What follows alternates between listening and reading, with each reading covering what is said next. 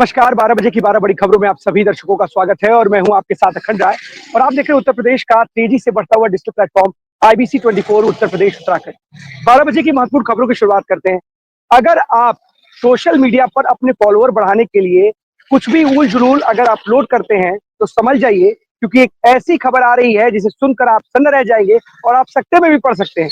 संभल से ऐसी खबर है कि महक परी नाम के एक इंस्टाग्राम अकाउंट से अश्लील इशारे करते हुए अभद्र भाषा का प्रयोग कर कर वीडियोस अपलोड किए जाते थे, जिसका लोगों ने विरोध किया।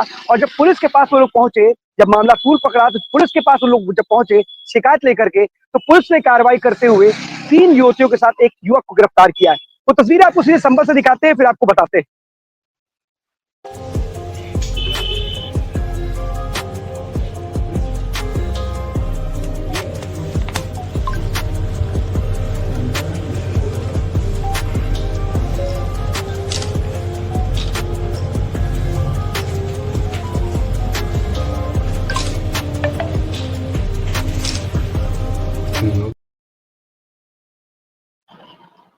आजकल चस्का लगा है लोगों को कि वो पॉपुलर हो जाए, लोग उन्हें जाने और लोग को जाने, लोग पूरी दुनिया उनको जाने, उनकी पॉपुलैरिटी बढ़े, उनके फॉलोअर्स बढ़े। इसके लिए जिसके मन में जो भी आ रहा है वो कंटेंट कर दे रहा है। सोशल मीडिया पर अभिव्यक्ति की आजादी को लेकर के जिसको जो मन में आ रहा है वो अपलोड कर रहा है। शायद यही कारण है, इनको भी अभिव्यक्ति की आजादी थी, नहीं लगता था वो जो कुछ भी डालेंगे उनके खिलाफ शिकायत नहीं होगी और वो पूरा इसी फायदा उठाते हुए कहीं ना कहीं अपने फॉलोअर्स को बढ़ाएंगे। तमाम फॉलोअर्स को बढ़ाने के लिए ट्रिक अपनाते हैं, लेकिन अब ये ट्रिक इनके लिए गले की फांस बन गई और पुलिस ने इन्हें गिरफ्तार कर लिया है। 3 युवतियां हैं, महक परी और हिना, और एक युवक भी है जिसको गिरफ्तार किया गया है। सबसे बड़ी बात है कि बाढ़ सी आ गई सोशल मीडिया पर इस तरीके के वीडियोस की। जिधर देखिए, जिस प्लेटफॉर्म पर देखिए, चाहे वो इंस्टाग्राम अकाउंट हो, फेसबुक हो या यूट्यूब, इस तरीके के लोग अपने फॉलोअर्स को बढ़ाने के लिए रील के चक्कर में इस तरीके के उलझुल वीडियोस डालते हैं, जो कहीं ना कहीं अमर्यादित होते हैं, अश्लील होते हैं। और सबसे बड़ी बात है कि इस वीडियोस को कई बच्चे भी देखते हैं। तो शायद अब इन लोगों को इससे कोई फर्क नहीं पड़ता, लेकिन पुलिस ने फिलहाल कार्रवाई की है और इन लोगों को इनसे पूछताछ करने के बाद इनको हिरासत में लेकर के जेल भेज दिया है। अगर आप लोग भी ऐसा कुछ करते हैं तो समझ जाइए, जरा ठहर जाइए, क्योंकि आपके घर भी यूपी पुलिस पहुंच सकती है और आपके खिलाफ भी कार्रवाई कर सकती है।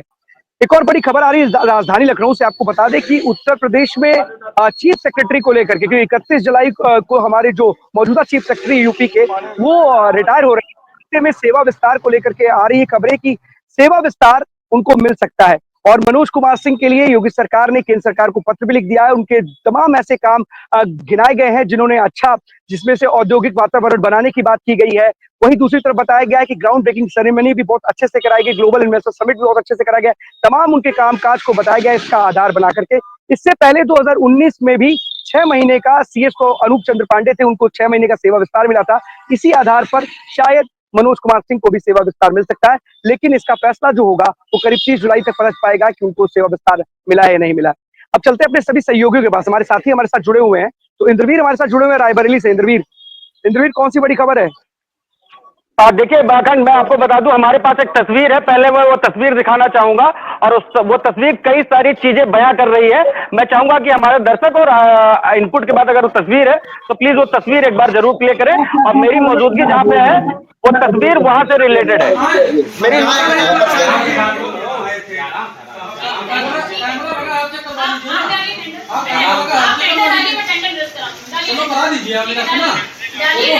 तो होना मेरा रिकॉर्डिंग कराइए। तमाशा आप 15 इससे नहीं टेंडर डाल पा रहे हैं। अच्छा भाई, हमारे यहाँ बक्सा नहीं था आपके यहाँ? कब बक्सा नहीं था? यहाँ किसको बताया?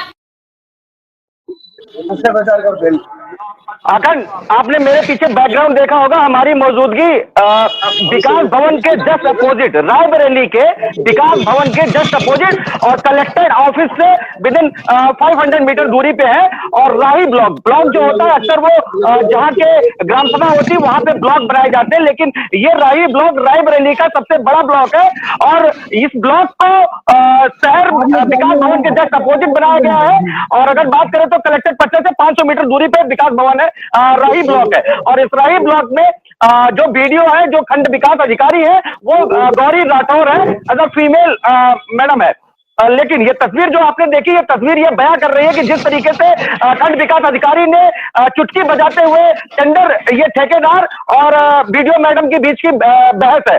और इसमें जब इनसे बात हुई और आईबीसी की टीम ने अभी भी जब आए तो उनसे कहा कि मैडम आपका लाइव है हमारे साथ में, तो कहीं नहीं नहीं मैं लाइव नहीं देती हूँ, मैं मीडिया को बाइट नहीं देती हूँ। तो हमने पूछा कल तो आपने दिया था, और कल तो देना पड़ा क्यों, ये हम बाइट के ऑथराइज नहीं है, ऑथराइज है या नहीं ये डीएम को डिसाइड करने दीजिए। या तो फिर आप बाइट दीजिए नहीं, और या तो आप बाइट दीजिए तो फिर इक्वल सबको दीजिए, कोई एक पर्टिकुलर आपका पसंदीदा नहीं होना चाहिए, पहला। दूसरा, और इस पे इन्होंने ये बोला कि मीडिया इक्वल, हम नेशनल को रिप्रेजेंट करते हैं। गौरी राठौर मैडम वीडियो राई, आप सुन लीजिए, मैं आपके प्रांगण में खड़ा होकर कह रहा हूं, ये नेशनल है आईबीसी 24, और मैं उसका संवाददाता इंद्रवीर सिंह भदौरिया हूं। एक मिनट इंद्रवीर जी सर, उन्होंने बताने का प्रयास किया है कि आईबीसी क्या है और आईबीसी की ताकत क्या है, तो बिल्कुल सही आपने पूछा कि मैम आपका नाम बताने के बाद भी लोग आपको नहीं जानते होंगे कि आप क्या हैं, लेकिन आईबीसी को किसी पहचान की जरूरत नहीं है। कोई ये चैनल आता है और हम खबरें दिखाते हैं, और गलत और सही हम इसको लेकर के भी आते हैं, हम कोई गलत तथ्य के साथ कोई खबर नहीं दिखाते।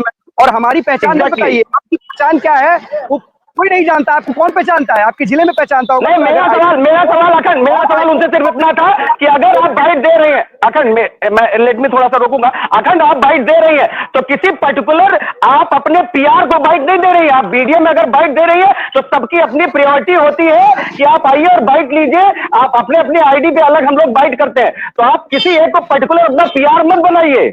मैं किसी का नाम लेके नहीं कहूंगा कि यहाँ पीआर बनाने का सिस्टम है, मीडिया को यहाँ पीआर बनाने का सिस्टम है, मीडिया को यहाँ के अधिकारियों ने पीआर बना लिया, और ये पीआर की रणनीति आईबीसी 24 क्रैक करेगा, आई गारंटेड। और ये डीएम मैडम को अभी ये जो खबर हो रही है इसका क्लिप जाएगी डीएम मैडम के पास में, जो इन्होंने वर्जन दिया है वो वर्जन के साथ ये क्लिप जाएगी।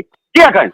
और सबसे बड़ी बात, चलिए वो तो एक अलग टॉपिक है, दूसरे टॉपिक पे आते हैं। जिस तरीके से खंड विकास अधिकारी ने कल टेंडर हुआ, टेंडर की जब आईबीसी 24 ने पड़ताल करी कि 2 बक्से रखे जाते हैं और 2 बक्सों में एक बक्सा यहाँ पे था जिसकी कुंडी खराब थी। और जब टेंडर वाले दिन, अब सबसे बड़ी चीज ये है कि टेंडर जिस दिन होता है उस दिन बक्सा खराब होता है, ये खंड विकास अधिकारी को उसी दिन पता चलता है। ये लापरवाही है, और इतनी बड़ी लापरवाही है, इस पर निलंबन हो जाना चाहिए।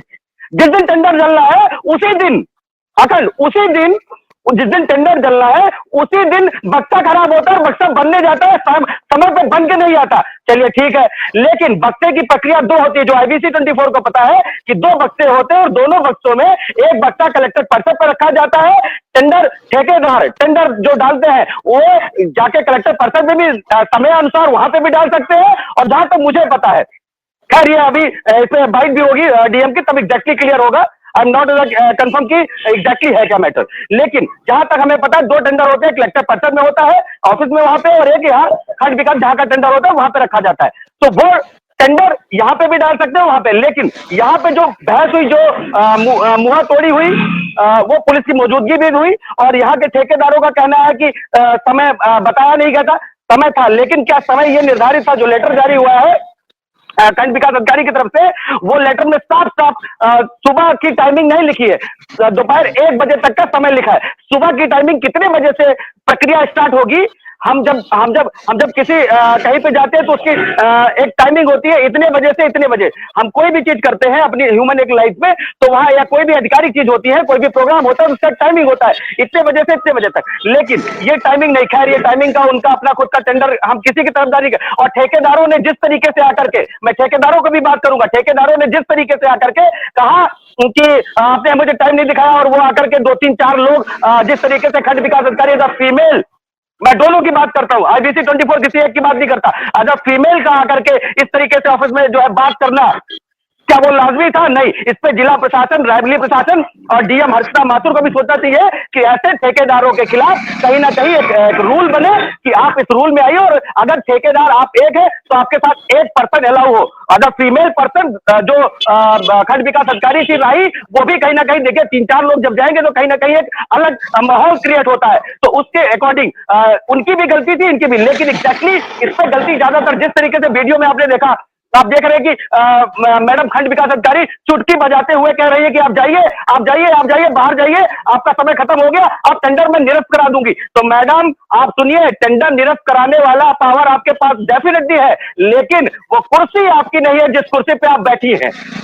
IBC 24 आपको बताना चाहता है कि वो कुर्सी आपकी नहीं है, वहां कुर्सी रायबरेली जिले में है, और रायबरेली जिला नेता प्रतिपक्ष रिप्रेजेंट करते हैं, पहली चीज। दूसरी चीज, रायबरेली जिला VVIP जिला रहा है। तीसरी चीज, रायबरेली जिला वो जिला है जहां पे एक कार्यकर्ता, एक आम नागरिक अपने हक की लड़ाई खुद से लड़ना जानता है।